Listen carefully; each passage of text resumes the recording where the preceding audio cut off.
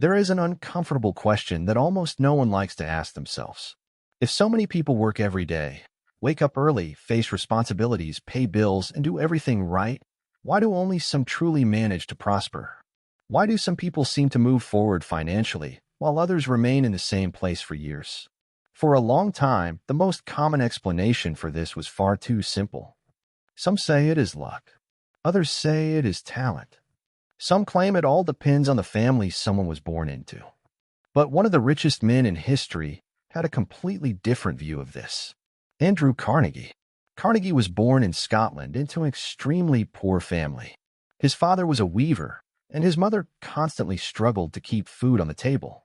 When the Industrial Revolution began transforming industries, Carnegie's father's work practically disappeared. The family fell into a deep financial crisis. It was in this context that they decided to immigrate to the United States. They arrived with almost nothing. No money, no connections, no guarantee of success. Carnegie was still just a boy. And like many children of that time, he began working very early.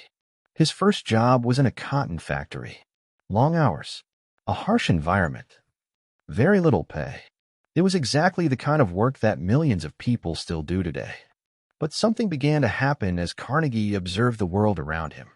He started to notice a silent difference between two types of people. Some were always chasing money. Others seemed to attract opportunities. This difference caught his attention because many of the people who worked the hardest remained trapped in a routine of survival, while others, who did not always seem to work more, were building wealth. Carnegie began observing these people, how they thought, how they made decisions, how they reacted to opportunities. And little by little, he realized something extremely interesting. Money does not move away from people because of a lack of effort. It moves away because of certain mental patterns, ways of thinking that seem normal, but that in practice push opportunities away. The first of these mindsets is the scarcity mindset.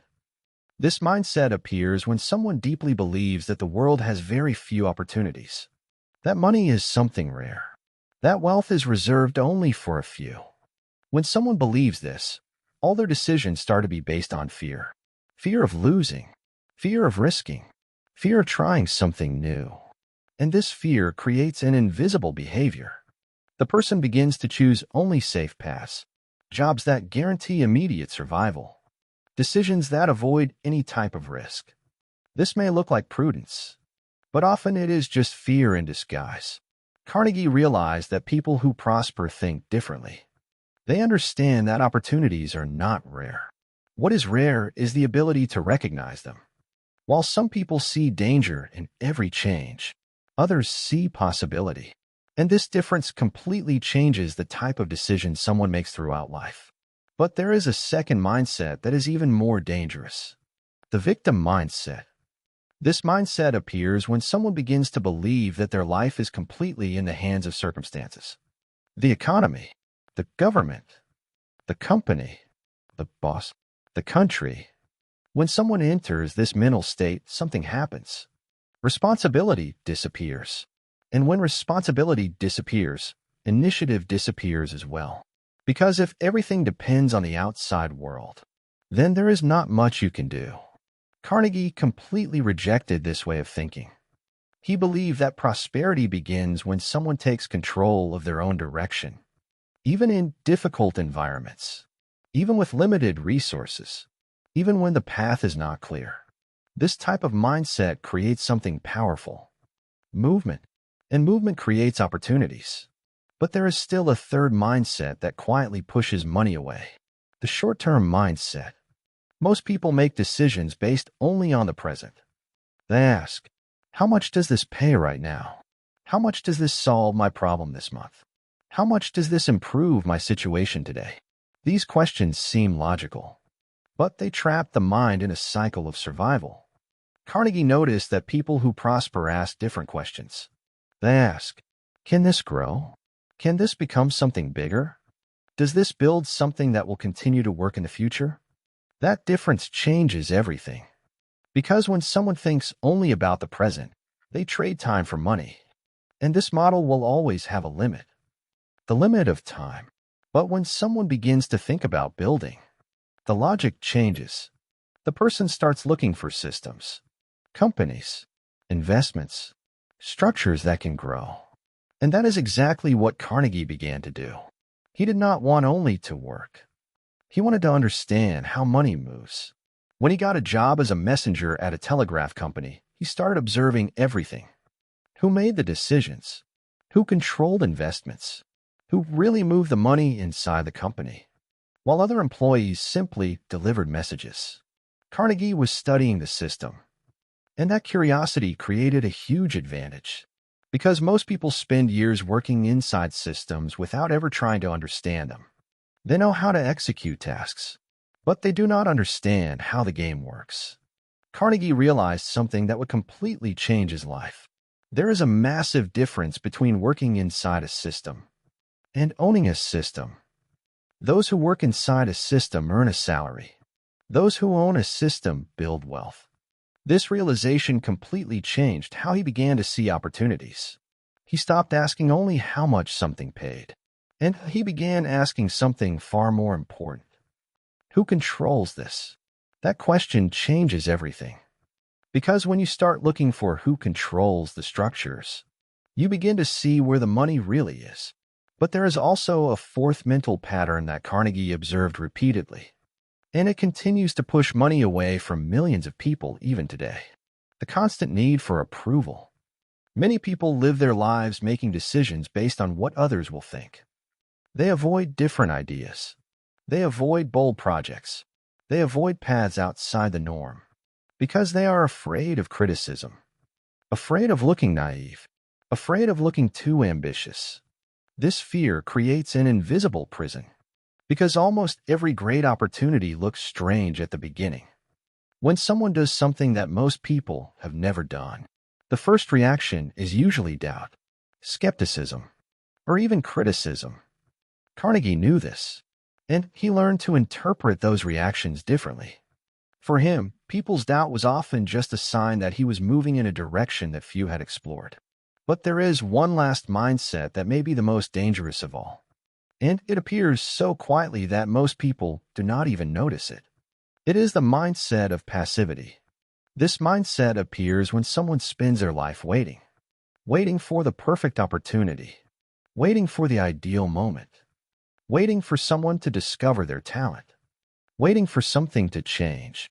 But Carnegie believed that opportunities rarely appear ready-made. Most of the time, they need to be created. That requires initiative. It requires curiosity. It requires action. And when someone truly begins to understand this, something changes. The way that person observes the world transforms. Situations that once seemed like nothing more than part of routine begin to reveal something different. A conversation starts to be seen as a possible connection. A problem begins to look like a hidden opportunity. A shift in the market stops looking like just a crisis and starts looking like a signal. Andrew Carnegie used to say that money rarely moves away from someone because of a lack of physical effort. It moves away because of certain patterns of thought, patterns that make the mind ignore the very opportunities that could change everything. One of those patterns is the obsession with absolute security. Most people desire financial growth, but at the same time, they want to avoid any kind of uncertainty. They want to prosper without risk. They want to move forward without discomfort. They want to earn more without leaving the same place. But Carnegie observed something interesting. Practically all great opportunities involve some level of uncertainty in the beginning. They do not arrive with guarantees. They arrive with possibilities. And those who demand absolute certainty usually arrive late, or simply never arrive. But there is another mental pattern that pushes money away even more silently. The inability to think in scale. Most people think only in terms of tasks. What do I need to do today? What job do I need to finish? What bill do I need to pay? This creates an extremely operational mindset. The person learns how to execute, but rarely learns how to build. Carnegie noticed that people who prosper begin to think about something different. They think about systems. A system is something that continues to function even when you are not present. A business is a system. An investment is a system. A well-organized structure is a system. While millions of people spend their lives trading time for money, those who build systems begin multiplying results. This is a massive difference, because time will always have a limit, but systems can grow. Carnegie began applying this logic when he entered the railroad industry. At that time, the United States was going through an enormous transformation. Railroads were connecting cities, markets, and industries.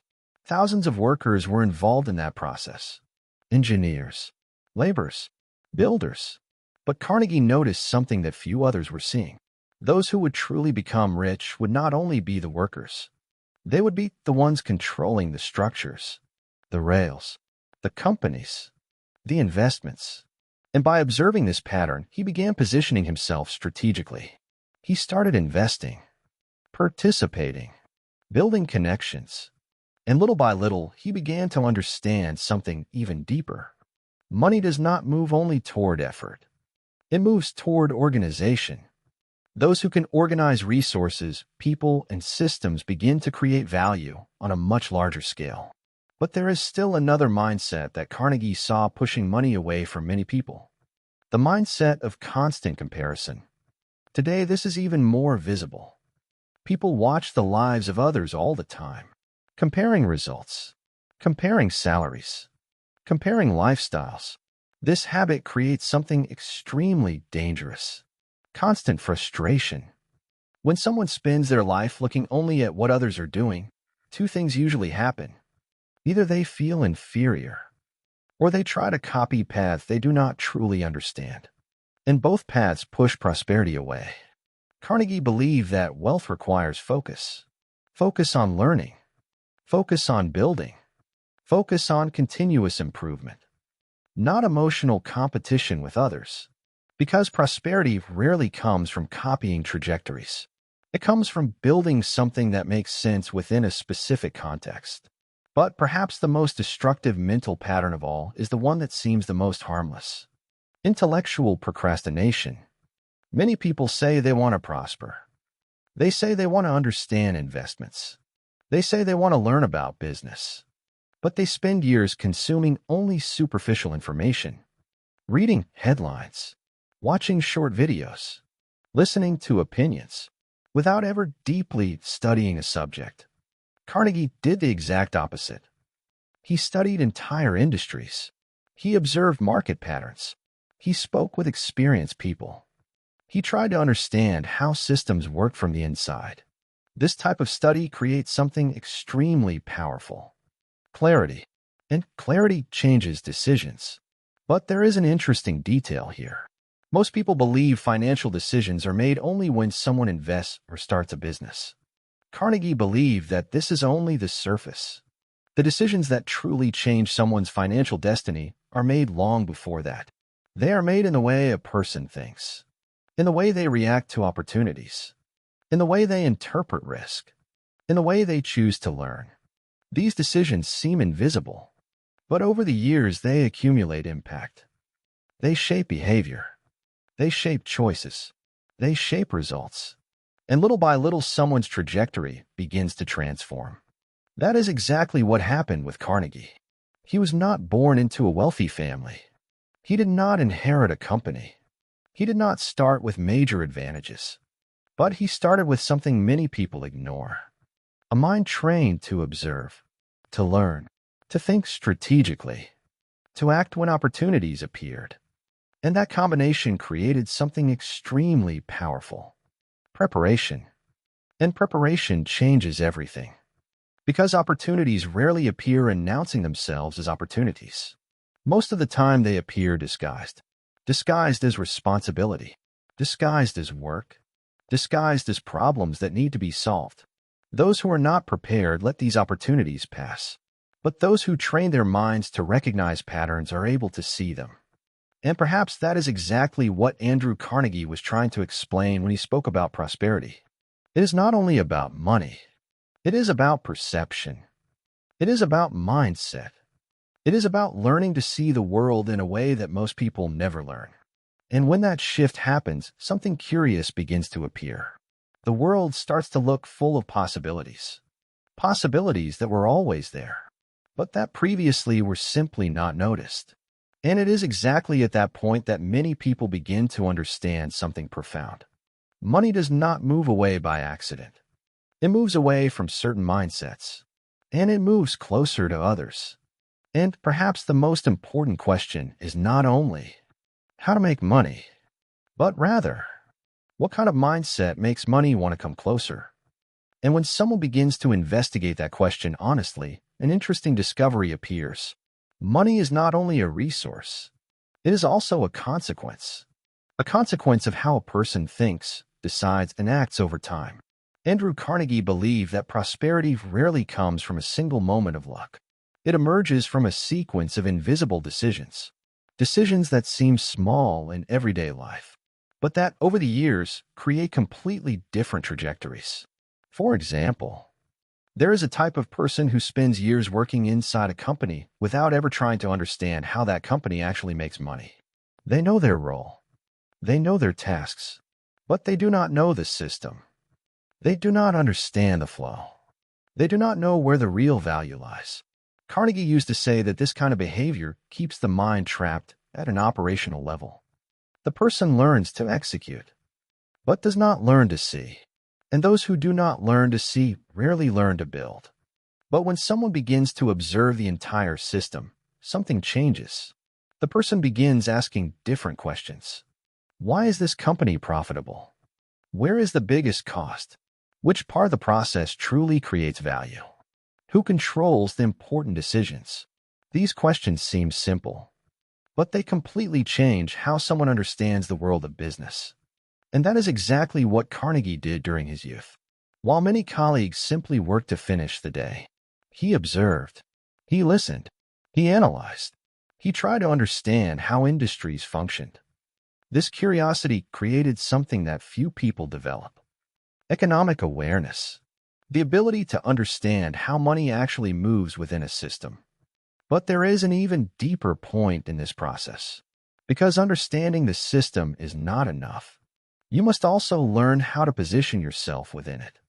Carnegie realized that there are three possible positions within any economic structure. The first is the position of executor. The person receives tasks, performs activities, receives payment. This position generates income, but rarely generates wealth. The second position is that of specialist. The person develops a valuable skill. They can charge more for their work. They gain more control over their income, but they still depend on their own time. The third position is that of builder. The person creates or controls structures, companies, systems, organizations, and those structures begin producing value continuously. This third position completely changes the game, because when someone builds structures, money stops depending only on direct effort. It begins to depend on organization. An organization can grow. Carnegie understood this when he began studying the steel industry. At that time, the United States was rapidly industrializing. Railroads were being built. Cities were expanding. Bridges were being erected. All of this depended on one essential material: steel. Many businessmen were focused on small operations. Produce here, sell there, immediate profit. But Carnegie was looking at something larger. He was thinking about scale, thinking about integrated systems, thinking about controlling entire stages of production: mining, transportation, processing, distribution. That vision created an enormous advantage, because while other entrepreneurs operated isolated businesses, Carnegie was building a complete structure. And complete structures have something that isolated operations do not have: efficiency, control, skill. But there is another factor Carnegie considered fundamental for attracting prosperity: mental environment. Most people underestimate the impact of the environment they live in. Conversations, ideas, expectations, all of these deeply influence how someone thinks. If a person spends most of their time surrounded by people who constantly complain, who criticize any attempt at growth, who treat prosperity as something impossible, that mentality begins to feel normal. The mind adapts to the environment. But when someone spends enough time around people who think about building, who discuss ideas, who analyze opportunities, something different happens. The mind begins to expand. New questions emerge. New possibilities appear. Carnegie invested a great deal of time speaking with entrepreneurs, investors, and engineers. These conversations fed his vision, challenged his ideas, expanded his understanding of the economic world. But perhaps the most interesting part of Carnegie's philosophy lies in what he said about personal responsibility. He believed there comes a moment when each person must stop looking only outward, stop blaming circumstances, stop waiting for the world to change, and begin looking inward, asking themselves, what kind of mindset am I cultivating every day? Am I thinking like someone who merely reacts to life, or like someone who builds something within it? This question may seem simple, but it reveals something profound. Because two people can live in the same city, work in the same industry, have access to the same opportunities, and still build completely different results. Not because one was luckier, but because one developed a different mindset. Carnegie said that nearly all great achievements in history began with an internal shift, a change in perspective, a silent decision to think differently. This decision does not require money. It does not require connections. It does not require social status. It requires only something available to anyone. Awareness. Awareness of how one thinks. Awareness of how one reacts to opportunities. Awareness of how one uses their time. When this awareness appears, something interesting begins to happen. The person stops living on autopilot. They begin to observe, to analyze, to decide with greater intention. And little by little, their trajectory begins to reorganize. New skills are developed. New connections emerge. New opportunities appear. Not because the world changed, but because the way of seeing the world changed. And perhaps this is the most powerful lesson Andrew Carnegie left behind. Prosperity does not begin with money. It begins with mindset. It begins with the way someone chooses to think every day. And when that way of thinking changes, the future begins to change as well.